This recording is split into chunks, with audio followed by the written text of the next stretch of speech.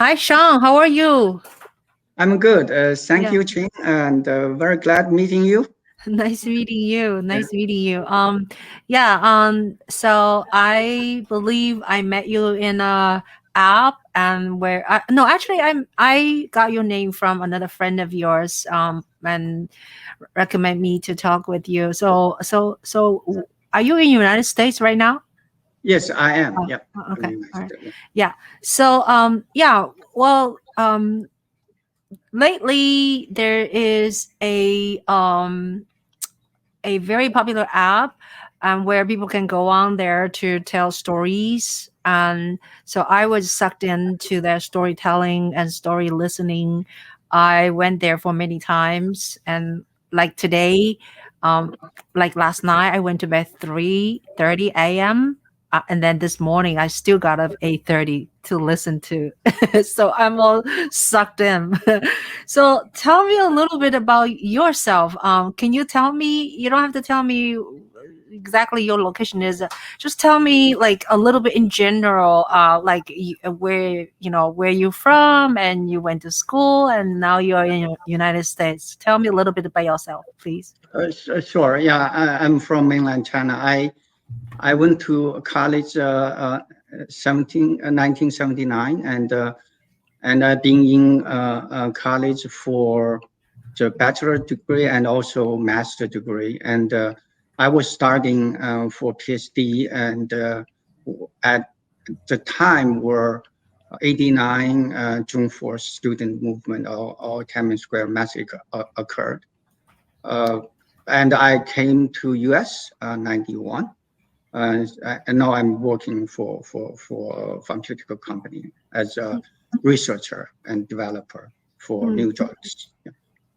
that's great. So, were you at Tiananmen, like sometimes April, mid-April or May? Were you there? Tell us a little bit about what your first experience was. Yes, thank you. So yeah, I just want to actually go back a little bit Okay. more than even earlier. So during the first, I mean, after 79, actually, there's a great debate on the what is just create like a standard for the truth, right? And and that great debate really opened up the Chinese intellectuals, the space. There's a lot of restrictions actually relaxed.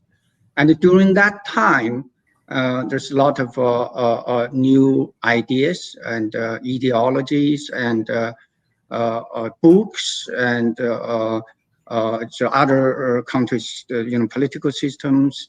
Uh, all the things came like a flood in China, and so there's a lot of openness. At that time, I think eventually there is actually 86 to 87.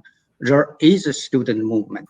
At that movement, actually the students wanted to help the government to really deal with the corruption, deal with the unfairness, and deal with the news also the freedom of speech, things like that. That one was eventually is being suppressed, and also that time, so Hu Yaobang, as a communist general, who was the person actually who lead this movement. So because of that, he resigned. So that really that set up the stage for Mm, actually 1989 that student movement. mm, And so at that time, I was, like I mentioned, I was in graduate school. I was starting for my PhD. And actually, I was almost done. I was preparing my PhD thesis or defense at the mm, time. So I just heard, I was really heard the story, and I'm pay a very much close attention to the events and to the movement. So So the first time I actually participated is this student demonstration. I believe it's April 27th. There were April 27 or April 26. The date I may not remember clearly. So basically, there is Chinese People's Daily. There is basically commentary, political commentary, stating that Chinese the students' movement is riot, is anti-CCP. So that part, students become very angry because students believe all they did is trying to help, and they believe they are patriotic, and they supported the party, they loved the party. Now they are saying they were basically saying that something like defined their movement as a riot, as anti party, which is not acceptable to the students. That student demonstration is. At that time, I was in the demonstration. I went there and just as a part of students who did the basically march through the Tiananmen Square, and we have like 4 hours basically from the school, then go to Tiananmen Square and went back. So that is the first time I participated, and I also write a lot of journals and also some they call these 大字报. I don't know how to translate into English. Basically, you have a piece of white paper. You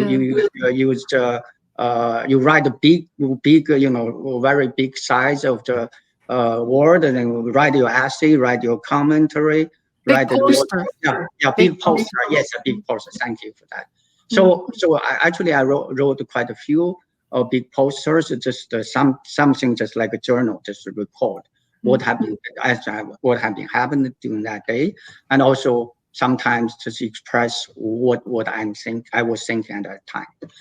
So that is really my involvement. I never joined any student organization at the time, but I pay very close attention, and I always support the student movement at the time.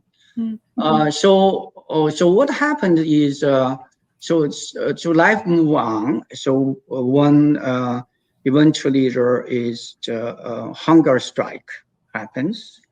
Actually, then we went to the demonstration again, and at the time, actually, I participated, and I was also as like we called it security guard to really maintain the traffic flow and to keep the really to maintain the order, basically. You don't want is the hunger strike starts like May 13-ish? Yes. At around that time. I don't really remember the date. So but, what is the major motivation behind that? Does that mean students felt like they're not getting enough attention from the government, so they wanted to like do the hunger strike so get more attention? No. Yeah, I think the reason for that is because basically students movement they have 7 requests. I don't really recall exactly what these 7 requests is. That those include the anti-corruption and include the freedom of speech, include for the news media to be opened up, these type of things. And hey, excuse me, Sean. Yes. I just have an idea. Yeah. We're talking like that, right? I'm looking at this cross thing. It's kind of weird. How about, do you have a comfortable mask? You can put a mask on. Yes, I can. But right? If I put, yes. Yeah. All right. Yeah, I think that's good. So at least we have like visually we have a communication. So where were we? We were talking about now the motivation for a hunger strike. Yeah. So basically, so students have those 7 requests never been granted by the Chinese government, and students want to have a dialogue with Chinese government, and that was this was, I think there were 1 or 2 dialogue, but it's not according to students' standard. Not really is, the government really forced a lot of rules on the dialogue side. So bottom line is that students also want these political commentary define the students movement as a riot, anti-government or anti-CCP being removed. These were not really granted, so students feel very frustrated. So that were they said, okay, then we use hunger strike to force the government to grant our request. So that is the background why that the hunger strike occurred. So yeah, during that time, yeah, I was there several times, and sometimes I was in the demonstration team, just the group, right, with my friends. Sometimes, like I mentioned to you, actually, I was like some type of a security guard to really maintain the traffic order, to make sure, especially for the emergency, the ambulance to come, so things like that. Then quickly things never happened for the government to really accept the students' requirement. So then the government start to have this. They called it 戒严. I don't know what the English name 戒严. So Very good. martial law, martial law. So when martial law start, and then what we did is basically at the time actually basically army came from all over the place. Just like in Chinese word is 四面八方, which means all over the directions. Yeah. And so the time were, so each university after signed a crossroad.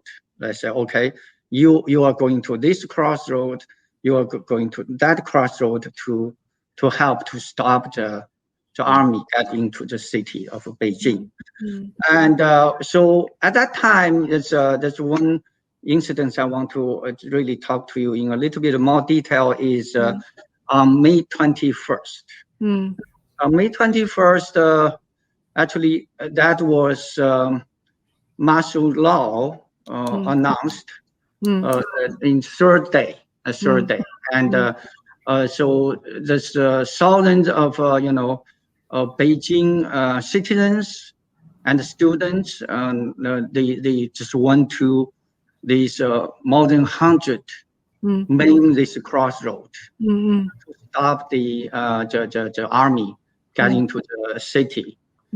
And so I was, when I went to this one of these crossroads called 六里桥, which is in Beijing, like 六里桥 means 6 li bridge, which means the location like is 6 li. That is a Chinese measurement of the distance. And I think is 2 li is about 1 kilometers. Okay, that means 六里桥 means 6 like 3 kilometers away from the center of Beijing, like Tiananmen Square. That is the Beijing center.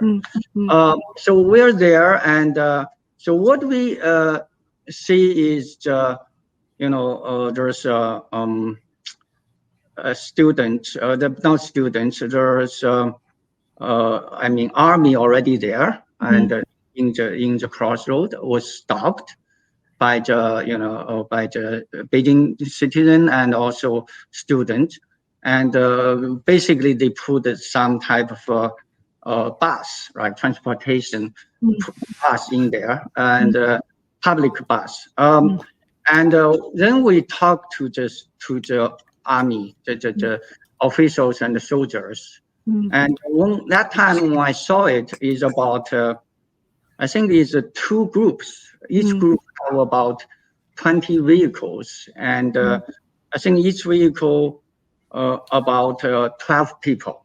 You know that. So you do a calculation, is about 240 people, and it's about I call it probably a 1 battalion that is in armies Unit. unit. And then what we did is we brought the actually newspapers like People's Daily or the other newspapers like Beijing Daily, and we send these newspapers to them, ask them to read the news. And they said, actually they received order, said, they are in emergency order. They need to march like 3 weeks ago from Sichuan. It's very far away. I don't know if you know the geography of China. It's very far. So basically, 从哪里过来? Where did they come from? Sichuan.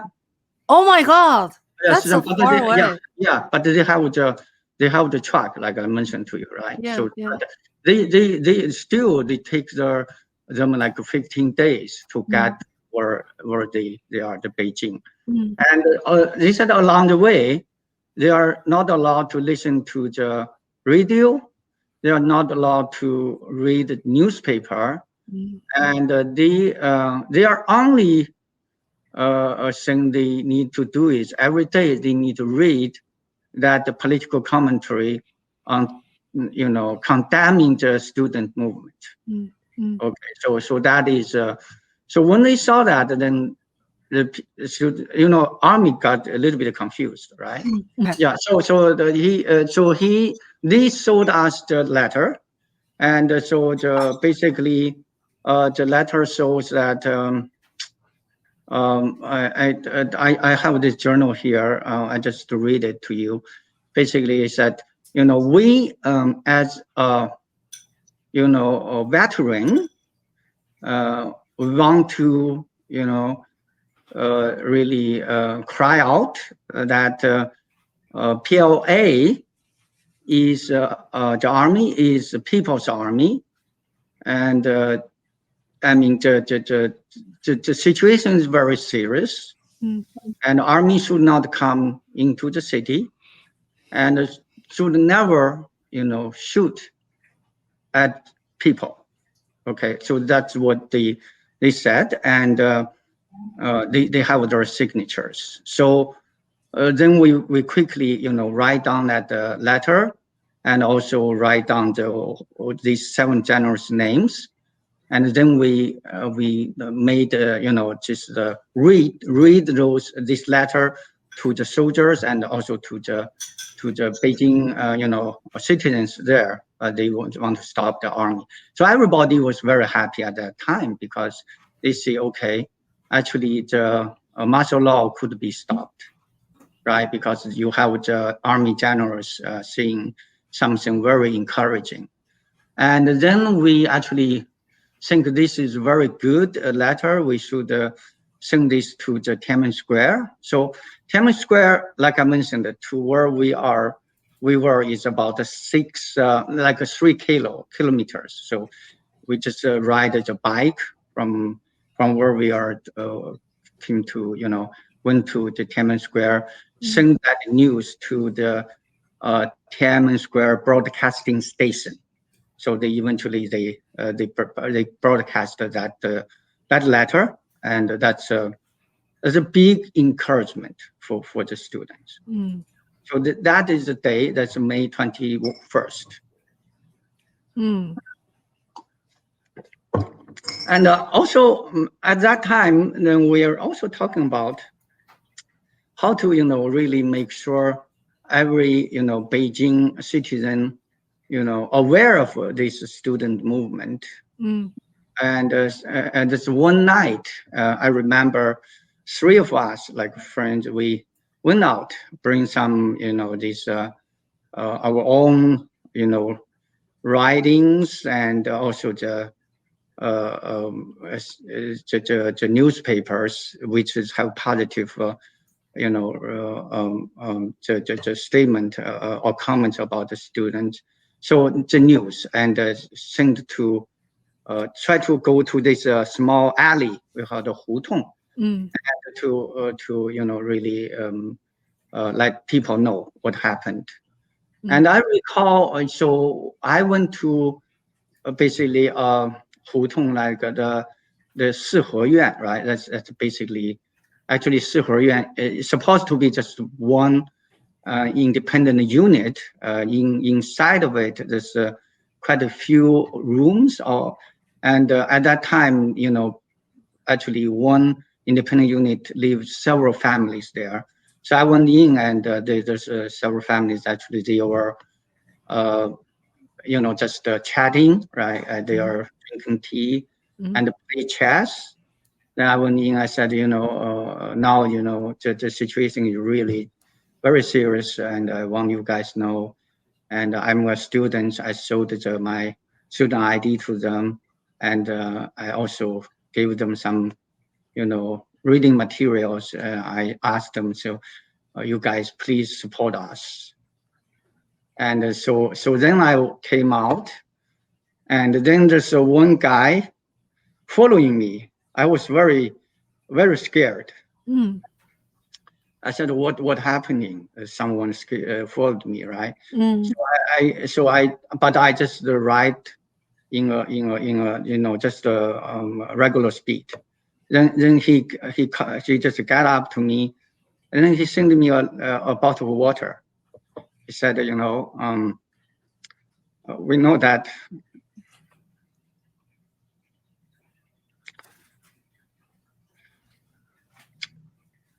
you are doing good things for country, and but please protect yourself. It's very dangerous for you. Just come out by yourself. It was wonderful. Yeah. Yeah, that's a story, and I want to tell you another story. Before I tell that, do you have any questions? Yeah, I just wanted to know overall. I guess it's the whole thing has a like a whenever you enter a movement, it's not all of a sudden you enter.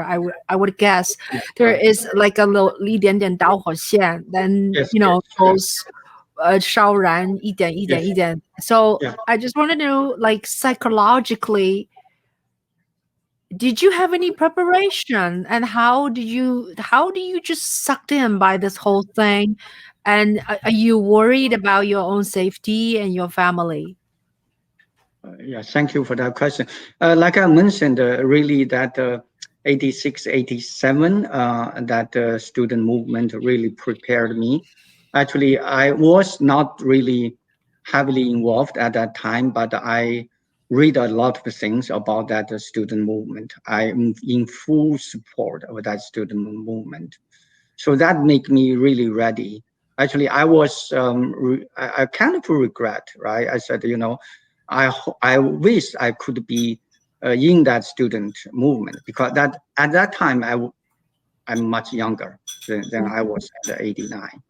So I think that is really the thing already in my blood at the time. So once the 89 student movement came, it just becomes very natural for me to really participate, even though, like told you at the very beginning, I'm always on the back, like in the shadow, but always support the students, and also did a lot of things I think it's the right thing to do. Yeah. So I'm curious to know, for instance, entire university of you went to Tsinghua or where? I went to like Beijing, Beijing. Beijing Institute of Technology. Okay, Beijing Institute. So, for instance, the entire school has how many students? Like for like about like 1,000, 10,000? How many? Oh yeah. So yeah, at that time, school all the Chinese school is not that big like college. My actually my school is about 4,000 students. That consider quite a good size basically. So 4,000. so so 4,000 student. Sorry, hold on 1 second. Yeah. Um, so 4,000 student. Do you have an idea? Like, is it 50% of student join the movement, or 75%, or 25%? Do you know? Yeah, I think everyone joined, especially on the strike for quitting the school, right? So that part, of course, on the hunger strike, there's almost every day people, the students from my school, they went to Tiananmen Square to support the students who are on hunger strike. Also, I think after actually the several days hunger strike, then eventually they changed the hunger strike to just they called just sitting there, just like uh, I don't know what you call that, just uh, silently just sitting there to Oh, protest. Yeah, protest. yeah, Yeah. protest. Yeah, so they changed after I think several days. But anyway, so at that Oh, time, I so have a question also yeah. in terms of hunger. So, for during the hunger strike, were there anybody like died or really badly injured because the hunger strike? To my memory, and no, I don't think there's people died. But there are people, there are students in a serious danger, and that's always that's what I mentioned to you when we went to there, and we were acting like a security or traffic policemen to maintain the traffic order, to allow the ambulance came through and to save the life of these hunger strike students. Yeah, Thank you. sure. And so yeah, that is the I think May 21st. That's a very important. I mean, that one I remember vividly. And then I also want to just tell you about the June 4th, June 3rd, and June 4th, what I was and what I have experienced, witnessed. Mm. So during I mean, in the June 2nd, so the things is become very dangerous now, and because people think government will do something, and also a lot of people asking the students to just to withdraw from the Tiananmen Square. And actually, at that time, many students left the Tiananmen Square. So actually, not very many students over there. And at the same time, there are already some important, intellectuals who actually eventually involved in the movement, being secretly arrested during that time it started. Mm. And so the June 2nd is really there is actually a demonstration organized by Beijing city government. So what they do is they want to demonstrate to support the martial law. And but that was then we decided, students decided to have a counter demonstration. Mm. But eventually that that didn't happen. And so people knows, things going to become ugly soon.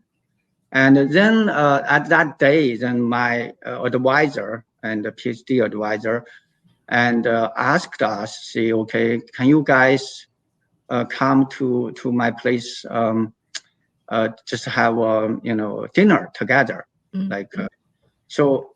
So I think the June 3rd is the Sunday, and it's weekend, so Sunday. Because at that time, I don't think we have we still have a 6-day working day, and just one resting day, Sunday. I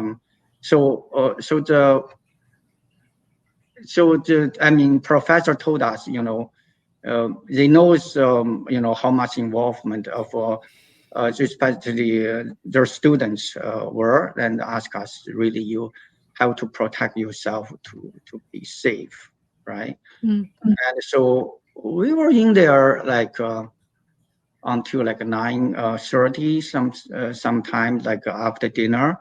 So we just left the professor's house, and it's very close. The professor's house is within the university. So then I went back. Then at that time, just heard the crying, and heard the screaming, and also heard the whistles, all these things, seeing that there's gunshot, and army start to shooting at the people, at the students.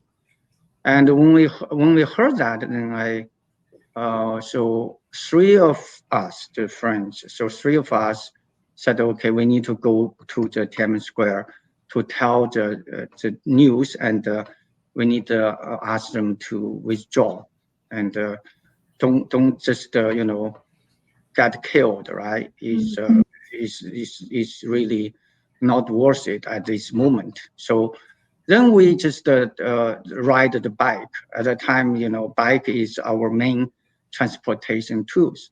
So we just ride bike when we move to the Muxidi. Muxidi is really is if you know that is Chang'anjie, right? Chang'anjie, that is the main street, crossed from the east to west, cross the Tiananmen Square. And Muxidi is on the let me see, west side of the Tiananmen Square. This Chang'anjie is about I think maybe 2 kilos, about 2 kilos to the Tiananmen Square. So that's probably. Then when we got there, then there's a lot of gunshot, and then we saw the army vehicles, trucks, just moving through. What time was that? That time when we got there, I think it's around 10 o'clock or 10:30, because I came out from the professor's house around 9:30. Actually, we immediately move on to just ride a bike. Normally it takes I think takes like a half hour to get to there. So that probably is 10 around the 10 o'clock. So when I saw that, I was very scared, right? I thought, all these, because it's already dark, you see all these bullets through the sky, dark sky, you see a curve, right? These things, very, very scary. And I asked the people who was there earlier, I said, why is this actually bullet when hit the ground? They actually make a big sound. I also, the sparks, right, came up. And I said, well, I saw that this should be rubber bullet, right? I said, no, it's not rubber bullet. So the guy showed me the bullet, actually a head of a bullet, because that showed me it is metal. It's not the rubber bullet. And then I saw the people started to carrying some injured people or people already dead. And then I also saw a student was actually very brave in standing in this cross section. At that time in China, they don't have a traffic light yet. So actually, in the cross section, there's a small station where actually the traffic police were standing on there to really guide the traffic flow, basically. So these students was there just or try to protest the army. People said, just calm down, don't. It's very dangerous. But he just I think he was very much mad at the time. And so eventually he got shot, and so he was carried out to the ambulance. And I also saw some really blood, and also on the road there's something like brain fluid came out on the ground. It's very scary to me, and now I realize, gosh, then I was very scared, and I actually hide behind another person, and the person is behind the bushes, right? So that's how scared I am. I'm not a brave person. And so the army went through almost an hour. They went through. And then there's several vehicles left there, and might be just got some mechanical problems left there.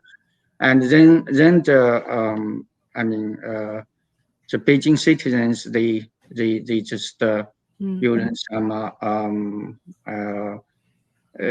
like a 燃烧瓶, the burning like a bottle, made some inflammable balls fluid, and then they threw at those vehicles with a fire, light a fire. So that's the first time if you see the government the broadcasting or the TV showing that the army's vehicle was burning. That is why is that happened? I always think they purposely put those vehicles there, ask just invite the Beijing citizen to lie down.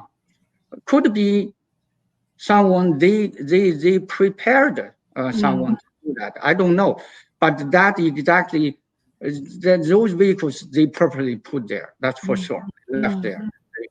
And then I saw one thing. There's a mother hold a boy, is crying, and then we went there, asked what happened, and we saw the blood on the belly, and the mother said, his son just got shot. I think she said is I remember is 8 years, 8 years old. Wow. So he's very, very upset, and we saw that very upset. And then we said, we got to go to the square, Tiananmen Square, to tell all these things we saw, and try to save the students. So, and then we start to move, right? Well, first we want to move just along this we call the Chang'an street, but it's very dangerous, and you just feel like the bullet is just through over your hand, and then we said, okay, we cannot do this. We will get shot. So instead of going to the Chang'an street or avenue, we move a little bit further to the south, and so in there, and we take another road to move to the Tiananmen Square, which road will eventually reach Tiananmen. I don't know if you know Beijing geography, Tiananmen is not far away from Tiananmen Square. The Tiananmen south direct, like a south side of the Tiananmen Square. So basically, we go, that's the back road, right? And try to get to the Tiananmen Square. And actually, in the middle of nowhere, and we saw actually trucks, like 2 or 3 trucks of the PLA army, and they were there, and they were ordered to maintain the order, right? Try to make sure that to protect, it's supposed to protect the safety of the resident over there.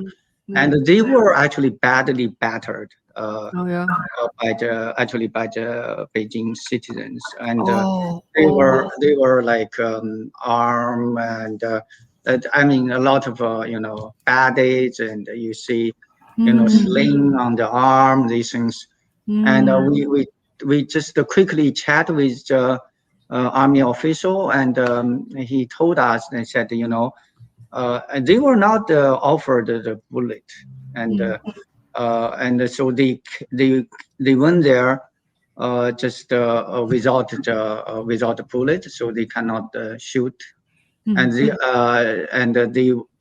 because the other groups or army, they shoot at the people, then the Beijing citizens very angry, so they shoot the stones, all the things possible to them, and they got really badly hurt.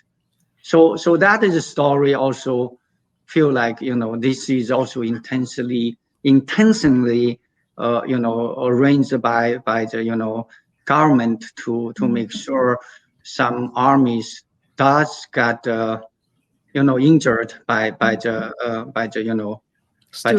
students or Beijing citizens. So you can call them 暴徒 or something like that. Yeah, exactly. They can make the case. So then we move on. So because I told the army official, I said, what happened? I saw.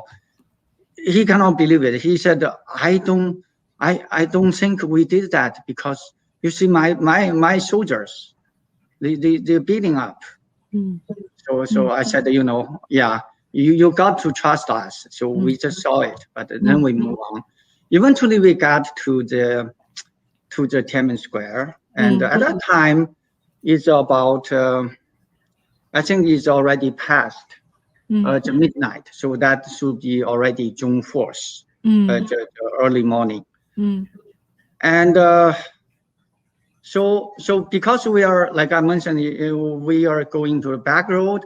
Basically, when we arrived, we are just on the south side of the People's this stadium. So we just parked our bike there, and then we went into the Tiananmen Square, try to talk to the students. And at that time, actually, it's not very many students there. There's just several thousand students. They all, gathered really around this People's Hero Monument, that area. And we went there. We talked to the student. We said, you guys got to leave, because there's a lot of people already died, and it's not worth it to stay here to get a shot. Yeah. So it's we didn't get anything, and actually save yourself for the future, right? And but the students is at that time is very much a little bit disorganized, because there's 2 groups, right? They always argue whether should stay or should leave, and some students want to just die. So that this is not a good scenario by all means at the time. And so then at the time, then you start to see the armies came in to just surrounding the Tiananmen Square, but not get into Tiananmen Square yet. not especially not get into that People's Hero Monument yet. So they just getting surrounded. Then what I saw is those armies, and they wear different uniforms. Someone like the infantry, right? Some like actually some type of what called not Navy, it's like Air Force. Okay, and they also sing some song like really the battle song, like in the real battle. Say you hide in the ditches, and you jump out to shoot, and you fight to death, things like that. Really, very, I mean, it's very serious, the environment, the situation, right? You become, because the whole atmosphere full of some, really battlefield, I will say the things, right? Of urgency, things like that. I was very worried, and also you see some police, like armed police, also came in, and a lot of people, they have this like this long, like 2 feet length of this rod, right? And I thought that it's probably the wood, right? But when they hit, I heard the metal sound. So okay, this is not really the wood. Actually, is the metal bar or metal rod. So anyway, so we were a little bit scared.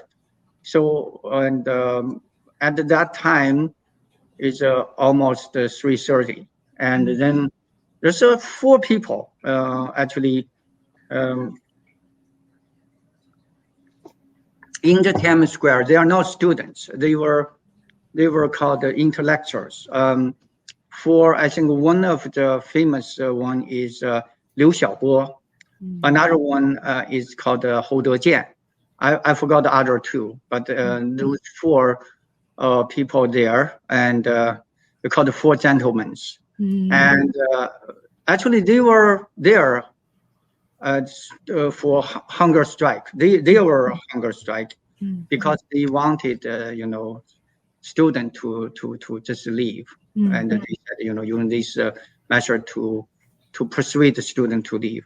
But by all means, at that time, then they start to tell the students, you should leave. It's no sense to stay, because you saw the massacre already occurred. A lot of people died and killed, but students still not budge. And so around 3:30, suddenly the whole lights are off, the Tiananmen Square, and then the students light up a lot of like old clothes and the tents, all these things, then to lighting up the Tiananmen Square. At the same time, just doing that time when we were there, from like after 12 o'clock to this 3:30, you're hearing that broadcasting from the army, saying that students need to leave, and if you don't leave, you will be forced to leave, and you could get injured, things like that. And so, but anyway, so then when that lights up, and I think another half hour, these 4 gentlemen came back, saying that they contacted the basically army marshal, like he's responsible for clean up the Tiananmen Square. And the marshal said he was told to clear up the Tiananmen Square by the sunrise. If he cannot complete that task, he said, 提着脑袋, which means he will be executed by yeah. Wow. So that's very serious. Yeah. And so then this four gentlemen said, okay, now it's the time to use your democratic right. And I want everyone to just yell if you agree to a choice. And so if I see, withdraw, and if you agree, you just screaming, right? If I see not withdraw, if you agree, you just screaming.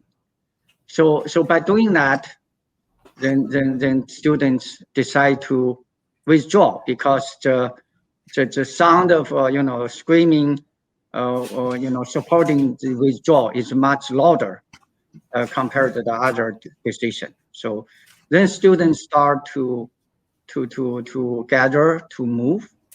And at the same time, at that time, I was just on the just between the People's Hero Monument and also this Tiananmen Malls. The Tiananmen Mall has a cemetery there, and just between the just in the between that two buildings, and witness what was happening at the time. But suddenly, there's a group of soldiers. They we call it 这种 special training soldier, special task soldier, like Marines, like or SEALs, something like that.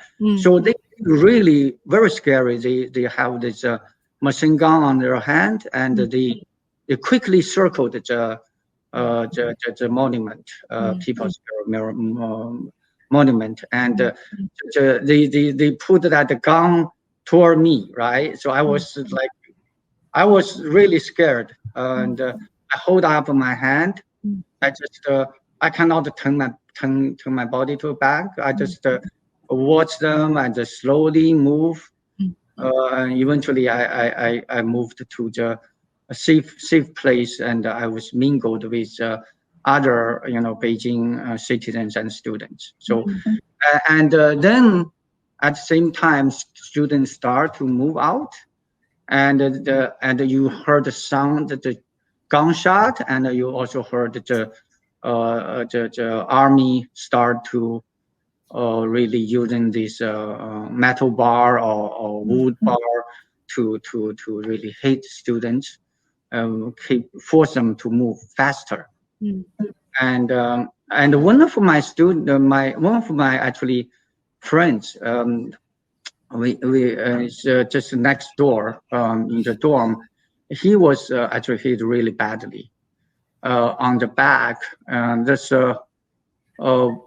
he told me that actually when he was hit on the back, and then another guy trying to hit his eye, and he played the soccer and the football, and so he's very agile. So eventually he escaped that eye, the bar hit to the eye, so he was spared by that. But anyway, so that's the situation.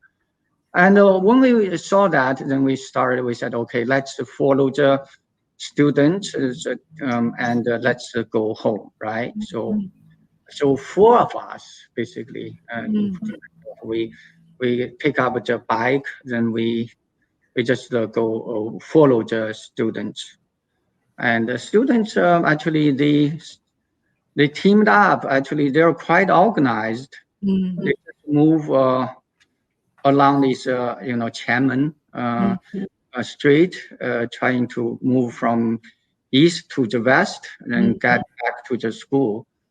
And when they moved to a huton called Liubukou, that place, Liubukou is like between Xidan and Xinhuamen, that in between, there's a small huton. They said, okay, why don't we go back to the Chang'an street? Then we still doing some demonstrating march, then back to school. So they turned that when they just turning that round. Then we followed because we took a bike, so we are faster. Then we said, okay, why don't we go back to see what happening in the Xinhuamen? And Xinhuamen is very important because Xinhuamen, that was the Chinese highest government, their offices, right? So we went there, then we still see, two people still like kneeling on there for testing, and there are army soldiers there, and just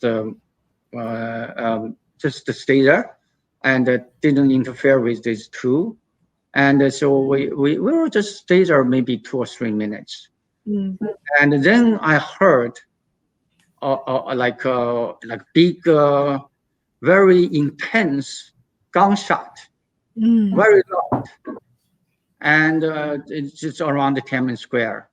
I said, okay, that must be a celebration of occupying the Tiananmen Square, right? Clean Tiananmen Square and cleaned up.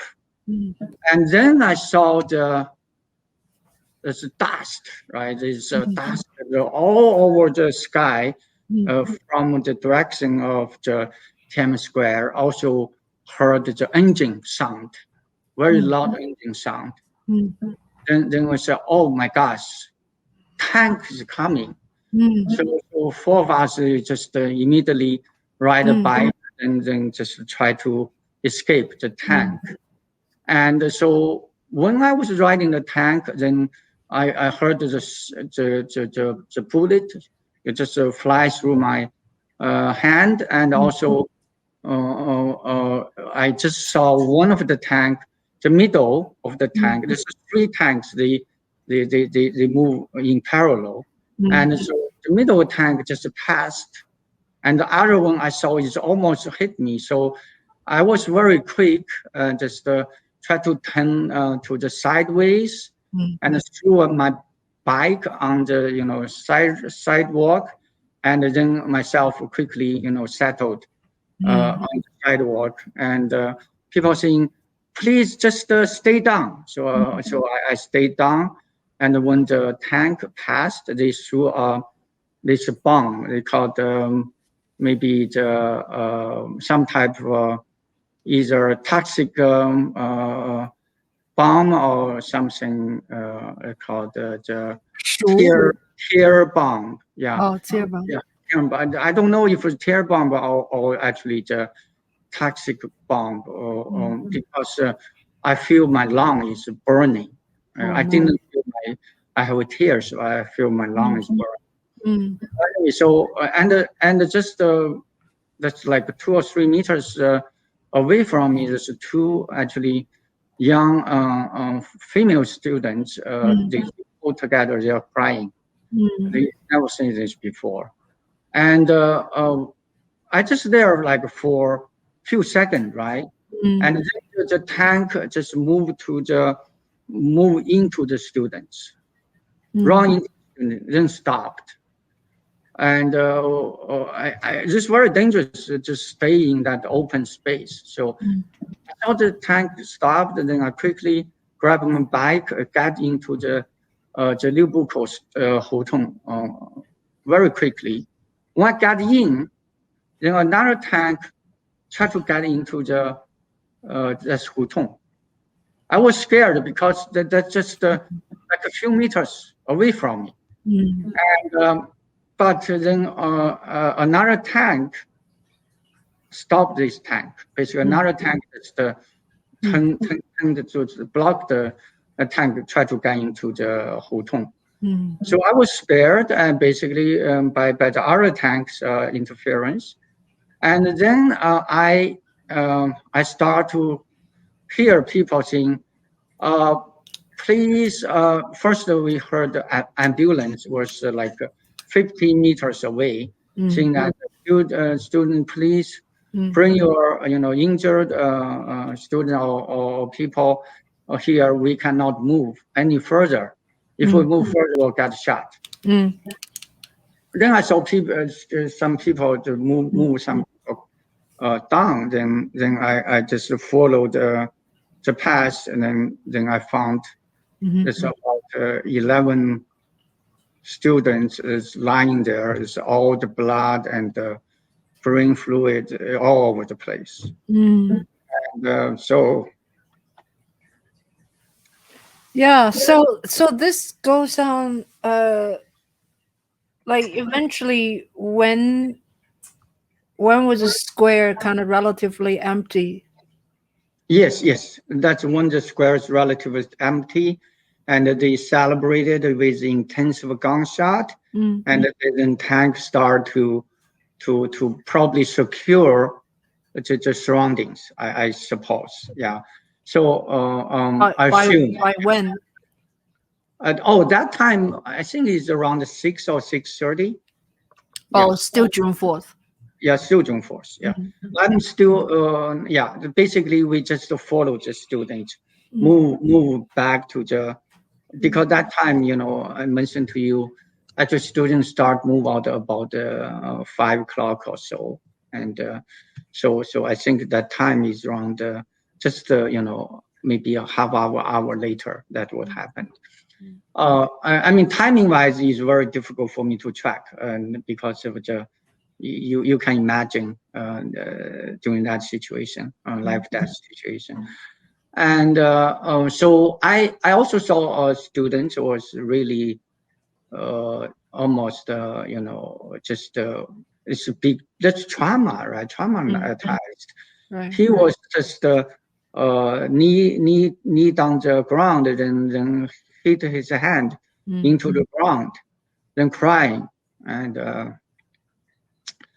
And I also try to move one of the bodies, and to see if he's still alive. And I moved just hold the hand, and so it's very light, and so yeah, I saw a hole on the hand, so it's just it's gone. And I have so eventually I had a lot of blood on my body, and so that's very. I mean, at that time, I don't know what to say, and I was totally. I mean, it's traumatized, and I was thinking, oh, it's the people's life, just like aunt, right? You know, in front of the tank, your life is just like a person just with the finger to push down this small ant. That's your life in China. I just cannot believe it. Eventually, we went back to the Mushidi again, and then we saw the, actually there's a public bus actually stopped under the crossroad, and those army vehicles and the tanks stopped and behind the bus, and the army soldiers actually they all came out from the vehicle, and also the officials asked them to take off the bullet from their gun, from the machine gun, and at the same time there's a helicopter actually is circling quite low, and broadcasting saying that so the martial law army going to the Beijing city to execute their task, and anyone want to stop them will be executed. Okay, so that is the word. And but the soldiers didn't do anything. And then there's a two. I think there's a two, one or two actually. The Beijing citizens, and they went into climbed into one of the tanks, and I suppose one of them must be the veteran. They operated actually machine gun on the, that machine gun on the tank. They shoot at the helicopter. Then that image also caught by the CCTV. So they shoot. Then the helicopter flew away, escaped, right? And the person who shot the helicopter, and eventually he drove this tank to the People's University, 人民大学. Wow. So then and try to give that tank to the students. Students, no one would, don't know what to do. Basically. Oh, that's so exciting. Yeah. So I mean, I saw that. Then so eventually I went back. Then at that time it's already almost 9 o'clock, and so I saw some people, already outside, the students. Then I tell them what happened. People didn't believe me, but they saw I was still, my shirt with a lot of blood, and so I was very tired. So I went back to sleep for a few hours. Like then afternoon I wake up and try to find some food. Or actually I didn't get any food because just there's no food at that time. And I start to talking to the people again, because it's really just very emotional and super alert. So to tell everybody, and then just actually in the college, and there's you start to hear this music for for mourning the dead or passed away students or Beijing citizens, and so the whole environment is very sad, and I just cannot take it anymore.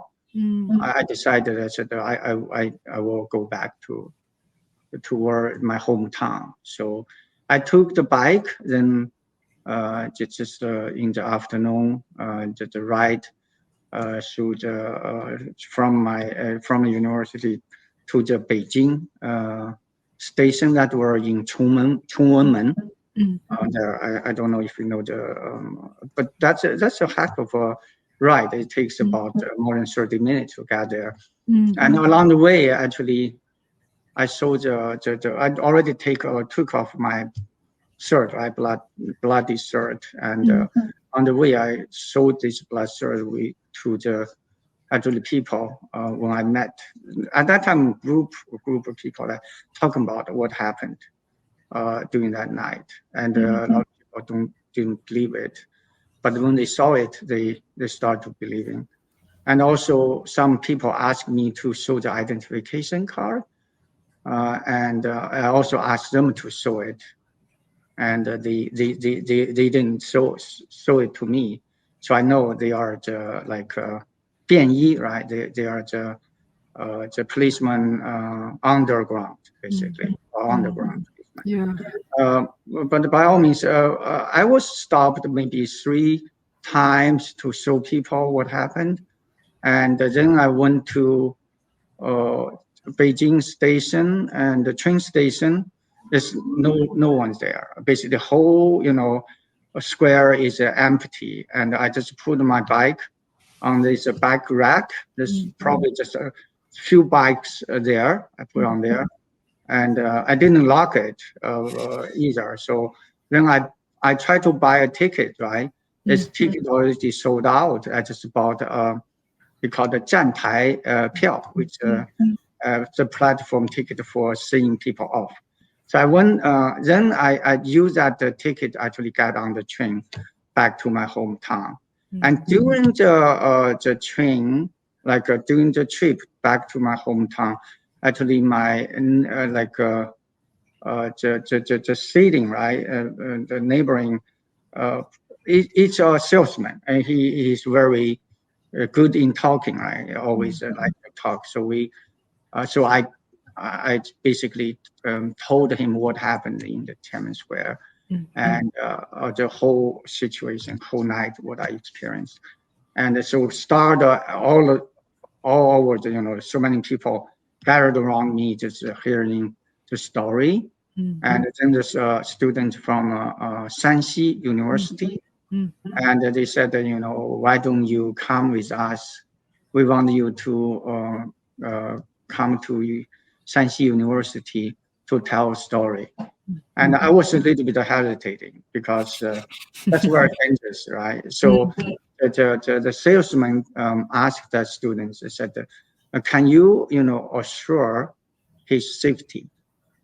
And the student cannot assure my safety, right? So that one, so I didn't go. So basically, just about an overnight, because overnight travel around 6 o'clock.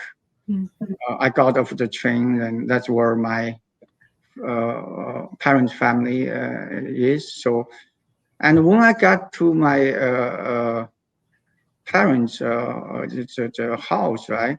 I knocked the door. They're still in sleep, right? That's quite early. And I saw a neighbor came out. Then he saw me. He asked me, "Oh, what happened?" I said, "Yeah, I just came back." And then later he told my mom. He said, "I was in such a wreck, drag, yeah, just like 上家犬, put in this like really in a bad state." oh my Yeah, so, god, yeah. So the dirty, probably, right? yes, that's right. Yeah.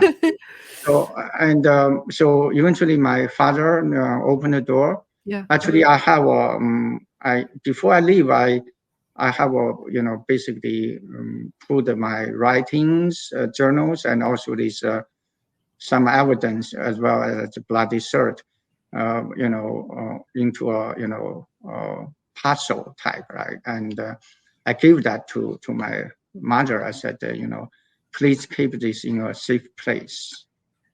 And so I stay at home for 6 days. And every day I saw the TV, and I saw the image. I saw, all these things happening. The government trying to see what the students or Beijing citizens did to the army. They never saw why the students or Beijing citizens did that, and they didn't show what the army did to the other sides. So I was very angry, and I said to myself, I said, I need to tell people. And so in the 6 days, I told the story to 5 people, which they are very close to me. And my mom said, just be careful. You never know someone, they may just tell or Report. to the police, report, right? Report to the police. Yeah. Anyway, so I said, I just tell 5 people, and then that's it. So eventually I did that. Then the 6th day, actually, I said, I cannot stay at home anymore. It's better for me to go back to the school.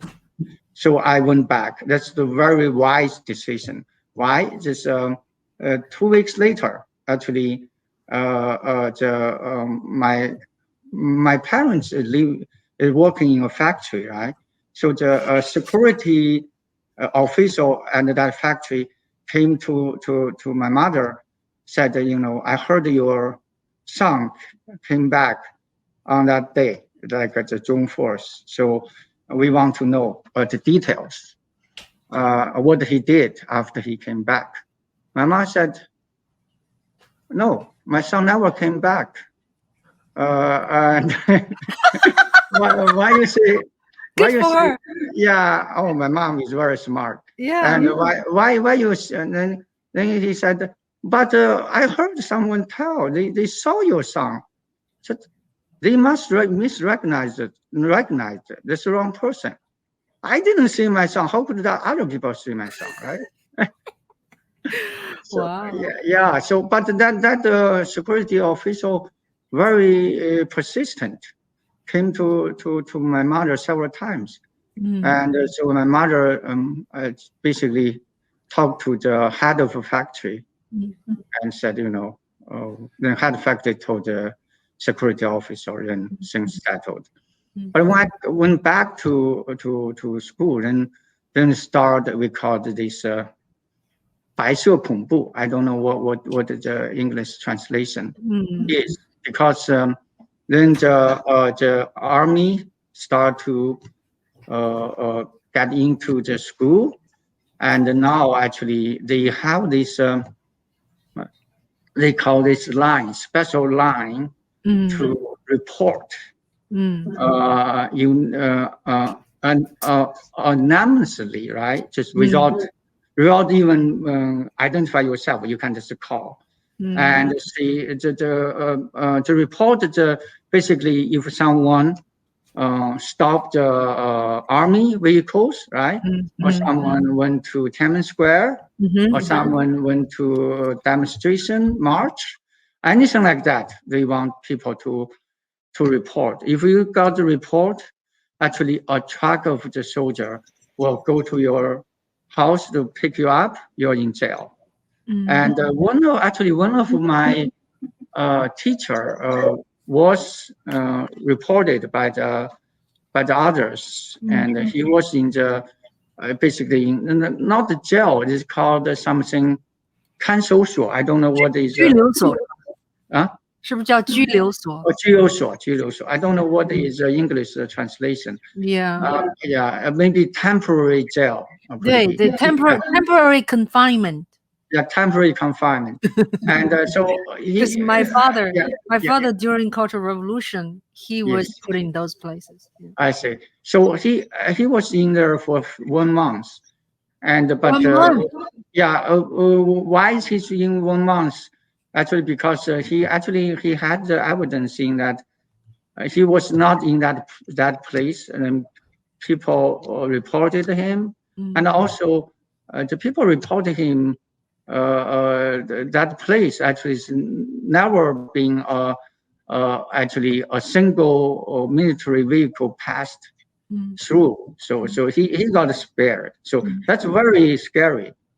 So if you basically, if you have some personal conflict with others, if they feel they want to revenge you, they can do that. So it's very scary. But so I was actually very under very intense scrutiny and investigation, because when I told the story about Tiananmen Square, and one of my teachers actually heard it, and he told other people, say, okay, I was in the Tiananmen Square, and but my professor, you remember I told you, my professor called us to the dinner at that day, at the June 3rd, right? That dinner, and he said, she told the basically the college said, I can guarantee. What did he said? He said, I'm the witness that he's not there. He was not there because he was at my house eating dinner. So that spared me. So, and but one of another professor actually he's doing something really odd. So basically, he said, I was not listening to him, and I was actually actively participating in the student movement, and which is never been good. Yes. But he didn't know what I did. Luckily, because he advised me not to Yeah. to get into. But one thing is very actually very serious is I signed like a poster, right, to support the student movement with the other PhD students, just the whole college, right? The universities, the PhD students. Yeah. I signed first. So then the college believe I'm the leader of that group. So, but anyway, I have to write something. I just write something like, okay, I just wake up, someone came, knocked at my door, asked me to write, to sign. I just signed without knowing what I'm signing. But anyway, the bottom line is at that time, actually, they don't really want to really take the investigation very seriously if you really, they don't have a solid evidence. And in other words, college try to protect you as well, even if you have something, because almost everyone participated. And if you arrest some students, right? There could be arrest a group of students if that students cannot endure this type of with what you call that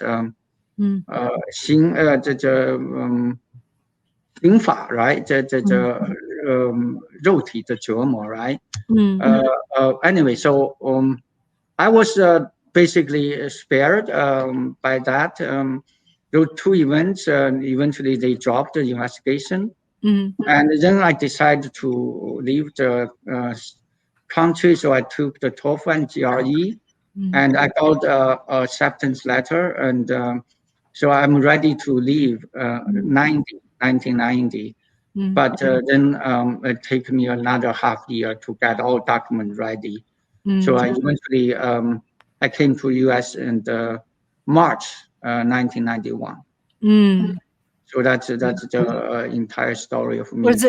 Was it difficult to get all the stuff and to leave, and like how was that process? Oh, that's a long story, and I can just maybe take 5 minutes. Okay. So basically, when I got the admission letter, first I need to prove I'm actually I have the close relatives all overseas, and so I got that document saying that I do have the close relative overseas, and then my teacher said, "I never heard you have the relative overseas. Why suddenly you have it?" I said, I don't have obligation to tell you I have a relative right overseas, and that's very so. So anyway, so but they just the school wouldn't allow me to go. Basically, school wouldn't sign the documents, like release me. And so the one of the still like department chair said, anyone can go, but not him. Oh my God. Because I signed my name right in that supporting the students. 你是四类分子。Exactly. So 四类分子 and so, yeah and so the and the vice president said, he's one of my relatives. Just please, just do it. So that's very very kind of him. So that's nice. yeah. So and also the Beijing Institute of Technology was actually belong to this 五机部. I don't know if you know the fifth. This is that's yeah, it's a 机械部第五机械部叫. Anyway, so they also need to prove, and so I luckily I have a classmate. He was there actually served as a secretary to the actually the head of 五机部. So he got approval for me as well. Mm. So Mm. eventually I was able to come to US. That's that's quite a heck of a story to get all the document approval. Wow. Yeah. Wow. Was your English already good? No, it's very bad. At that time, my English is, but my tell you the truth, so I speak a really bad English. But I can my listening Uh-huh. is really good. Yeah. Actually, I can understand when people talk to me. Yeah. But when I respond to them, they don't understand me at all. Yeah. And also my writing is not good either because my writing is like Chinglish, right? Basically. Yeah. Yeah.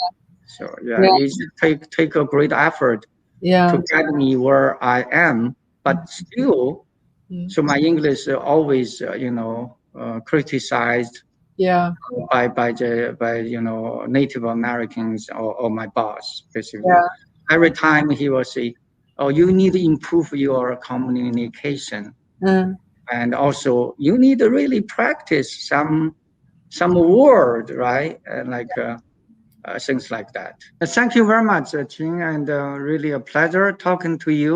yeah. And I'm glad I can tell the whole story in English.